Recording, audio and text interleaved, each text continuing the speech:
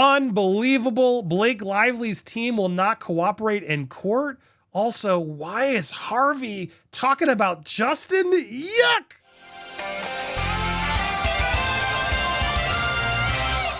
Welcome to Popcorn Planet. I am Andy Signore. We've been live. I'm here with It's Kim. We had such an amazing live, and we launched our store. The Popcorn Planet store is now live. It's a little soft launch. We have a lot more coming, but now you can finally get stickers, a hat, a shirt. I'm wearing that shirt. It's so comfy, guys.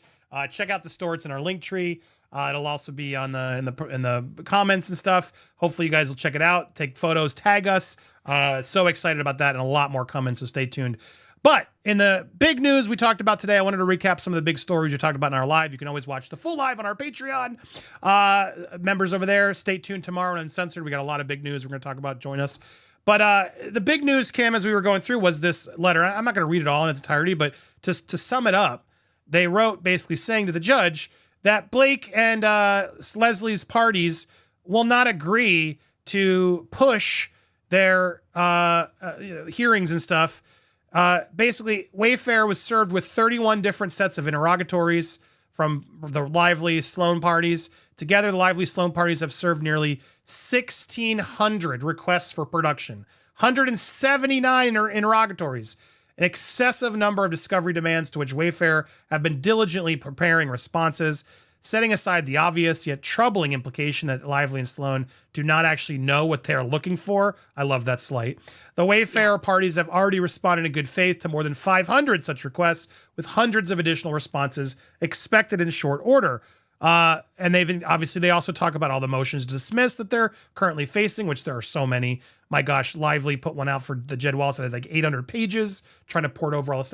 It's a lot, Kim, right? And so they were like, look, this doesn't help either of us, but it just makes sure, because there's so much coming, let's just agree to push from April 14th to May 14th, along with a 21 day period to respond to any yada, yada, yada. They refused. They refused consent, and they would not provide any real reason for their reasoning. They objected without reason, and objected because April 18th deadline is not dependent on the timing of the court's order to motion dismiss. Blah, blah, blah, blah, blah. Anyway, now they're writing the judge. Their unreasonable refusal to agree to mutual professional courtesies, none of which would prejudice any party. Wayfair respectfully requested the court extend the deadline of parties responding to the interrogatories served upon them to May 14th, and extend the deadline for parties to move to amend their pleadings until 21 days after the court has issued a ruling on all pending dismissal motions. Seems fair to me. But yeah, Blake doesn't want to be fair. This is not the first time either, right? Because Blake Lively's team also refused to delay when Brian Friedman's house burned down, which the judge did ultimately agree to. Kim, I go to you again because what do you think is the reasoning here? It's like bonkers to me that every time they get a chance to try to be fair or neutral, they refuse. Do you think this could bite them in the butt in the eyes of the judge? I think it could. I mean, I'm not a legal expert. I can't fully speak to that. But I will say I don't think it's a good look. It's ridiculous, especially when, in the case of Leslie, she has complained about how much discovery has been thrown at her, and it is like a fraction of what the Wayfarer parties have had to deal with. It does sound like the judge has ruled that they can put in responses as far as Leslie Sloan and Blake Lively can say why, why they're not agreeing. So I guess we will find out one way or the other. That should be in by Friday, so we'll know more then. But it is just ridiculous, and it just feels so incredibly hypocritical. Yeah, it's just weird. I don't get it. We'll see why, but they seem to want to make it as difficult as possible, which I guess is part of a plan. And if you want to be, and all the drown them in paperwork is what they're trying to do. And maybe I could see that maybe of just like Justin's side has so much more going for them to just keep constantly drowning them and costing more money and just stressing them. Probably is part of the plan in a way to just turn the screw that way. Whereas Brian keeps threatening them with all the, depositions of celebrities and friends that are going to come out and expose you. One way to really drain your opponent is to just file everything you can and throw it at them. So maybe that is sort of a brutal torture trap they're trying to do. I don't know. It's the only thing I can sort of make sense of it. Meanwhile, make sense of this. Harvey W. Feels for Baldoni. Oh my God, this is disgusting. Before we get to the New York Times, Harvey Mr. Harvey, you know, who wants to hear from him? My God. He unloads on the New York Times, telling us why watching Justin take legal action against New York Times, accusing them of manipulating communications, ignoring evidence that countered, hit me hard.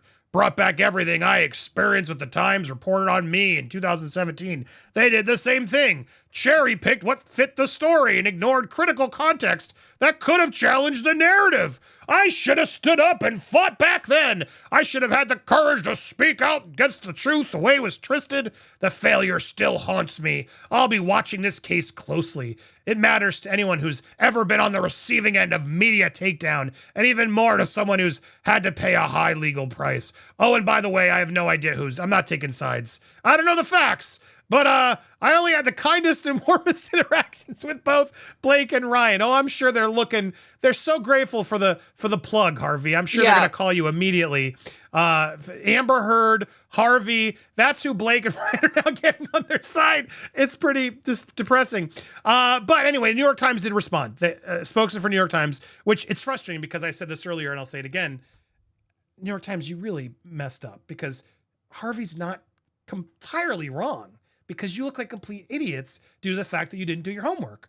And you did screw over Justin. It's factual at this point. You clearly were prepping that story. The metadata's proved it seems, allegedly. And it's clear you were in cahoots with Blake to get that whole thing done. And you should have looped in Justin sooner and done it properly. Allegedly. Allegedly. Now, that said, the New York Times does also come back with this nice response. Our comprehensive investigation and allegations of SH and abuse against Weinstein was rigorously reported over many months and based on the on-record interviews, legal settlements paid to accusers, and other documents. None of the facts in our coverage are in dispute. Mr. Weinstein acknowledged his misconduct in a statement that was published in full in the New York Times. He's since been criminally convicted of these things. Yeah. So look, while he has a right to bash the New York Times because they look stupid here. Weinstein, shut up. You have no basis to talk. What are you doing here? And oh my God, if you want to watch our reading of his statement and revisiting that dumpster fire, that was unbelievable. I forgot this statement. It is crazy. It is legitimately crazy. Yeah, it's him going, I should have fought back, but instead I quoted Jay-Z and I talked about my mom. Like, come on, bro. Like, stop. It's real bad. It's real gross. It's real bad. And then one other quick thing I want to update, which I do think was a good story Kim noticed. Kim, you want to explain this again? Basically, there's these motions that are basically admitting that Jones work, Stephanie Jones, is hiring a new lawyer from where? Yes. From Quinn Emanuel, which is the firm that Alex Spiro comes from. So it's not Alex Spiro, but it is a very powerful law firm. They have very good lawyers. It's an interesting development, I think, for our audience that has followed a lot of cases, that is familiar with who lawyers are, and knowing that Alex Spiro was a part of Alec Baldwin's defense as well as Jay-Z's defense, knowing that this same legal firm, not lawyer, but legal firm, is going to be involved with Jones Works, I think is a significant development. Yeah, I mean, Quinn Emanuel, insanely strong law firm, very expensive, very high profile. So I don't know this lawyer specifically, this Nicholas guy, but good firm. It shows Stephanie's got a lot of money or must have some angle. They're taking it very seriously. Yeah, because like you said, Alec Baldwin and Jay-Z both got away with stuff, pretty seems, in my opinion, and all because of Alex Spiro, who did a damn good job. I can't deny he did a damn good job. He's really good. Interesting to say the least. We'll see how good he is. He might. Yeah. She didn't get Spyro. She got someone else. No disrespect to this guy. I'm just saying I'm unfamiliar. But we'll see what happens. He does seem like a little newer. Yeah, he joined in 2021. So anyway, there he goes. She got someone at Quinn Emanuel. Someone's fitting that bill. I wonder who. Because I can't imagine she's got that much still to pay for all this. But in final news. Yes, Blake Lively is out, forlorn, out on a horse farm. Ah, ha, ha, ha. This is an old picture, but still, it sort of sums up her attitude there. She's out there on a horse farm as her daughters take equestrian courses, like every other American couple out there, really suffering out there. She really knows how to suffer. But Ryan's also out, shows the strain as he's out. He escapes New York City alone. I mean, I don't know. I'm sure it's annoying to go out. As much as I'm frustrated with the guy, I would not bother him at an airport or anything else. I'm sure he's just traveling for work. It is what it is. But that's the latest that we got for you on today. But yes, overall, I got to say, not surprised to see Ryan and Blake still twisting as hard as they can to make it as difficult for them. But kind of makes sense, I guess. It's an angle. I don't support it. I don't agree with it. This whole thing's so wasteful, Kim. All the amounts of pages they have to go through. 800 pages for the Jed Wallace thing, which we're going to recap in a second here on the live. So support over on Patreon if you haven't already. But man, it's wild out there. Anything else to add for the recap, Kim? The only other thing is moving forward, we are expecting some more filings, so those will be coming to you guys soon. Whether we recap them in standalone videos or on lives, we'll see. It's going to depend on how voluminous I think things are at the end of the day. But this case is still going, and the filings are getting interesting. And that's all I'll put it. There it is. Make sure you also check out our store. It's up and it's live. Woo woo!